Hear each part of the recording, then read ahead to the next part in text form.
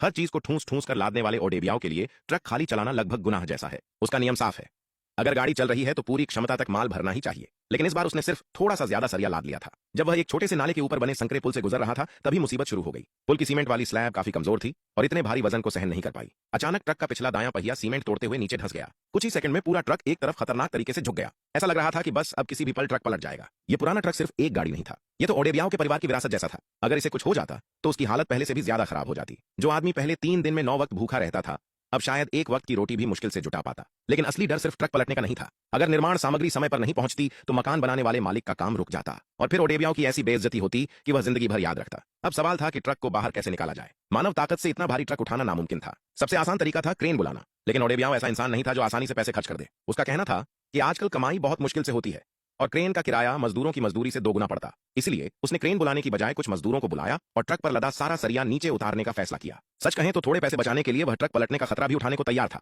मजदूर तेजी से काम में लग गए। करीब 2.5 मिनट के अंदर पूरा सरिया नीचे उतार दिया गया, लेकिन वजन कम होने के बाद भी ट्रक बाहर नहीं निकल पाया। अब मजबूरी में ओडेबियाओ ने पेशावर के 2 देसी उस्ताद मैकेनिकों को बुलाया। पहले उन्होंने ट्रक के साइड वाले हिस्से में स्क्रू जैक लगाने की कोशिश की, लेकिन वहां से ज्यादा फायदा नहीं हुआ। फिर उन्होंने पीछे की तरफ जैक को उल्टा लगाकर ट्रक को संभालने की कोशिश की। इस बार थोड़ी सफलता मिली। उसी दौरान दूसरा मैकेनिक अपनी जान जोखिम में डालकर ट्रक के नीचे घुस गया। वह नीचे लेटकर जैक की पोजीशन ठीक कर रहा था। यह ऐसा काम था जो देखने में ही खतरनाक लग रहा था। अगर थोड़ी सी भी गलती हो जाती तो पूरा गांव अगले दिन उसके जनाजे में शामिल होता। लेकिन उस मैकेनिक की किस्मत शायद ओडेबियाओ से भी ज्यादा मजबूत थी। करीब 2 मिनट की मेहनत के बाद आखिरकार ट्रक दोबारा सीधा खड़ा हो गया। अब नई समस्या सामने थी। पहिए के नीचे खाली गड्ढा बना हुआ था। ऐसे में ट्रक स्टार्ट भी हो जाता तब भी बाहर निकलना मुश्किल था। इसलिए मजदूरों ने कुछ मोटी लकड़ियां लाकर पहिए के नीचे रखी। लकड़ियों का मकसद था पहिए का दबाव बड़े हिस्से में फैलाना ताकि उसे मजबूत सहारा मिल सके। जब नीचे लकड़ियां अच्छी तरह बिछा दी गईं, तब जैक का दबाव धीरे धीरे हटाया गया। अब सबकी नजर ओडेबियाओ पर थी। वह तुरंत ड्राइवर सीट पर चढ़ा और इंजन स्टार्ट कर दिया। फिर उसने पूरी ताकत से एक्सीलेटर दबाया। पुराने लेकिन जिद्दी ट्रक ने जोरदार आवाज के साथ झटका मारा और आखिरकार ओडेबियाओ अपनी किस्मत और हिम्मत के दम पर उस खतरनाक पुल से ट्रक को बाहर निकालने में सफल हो गया।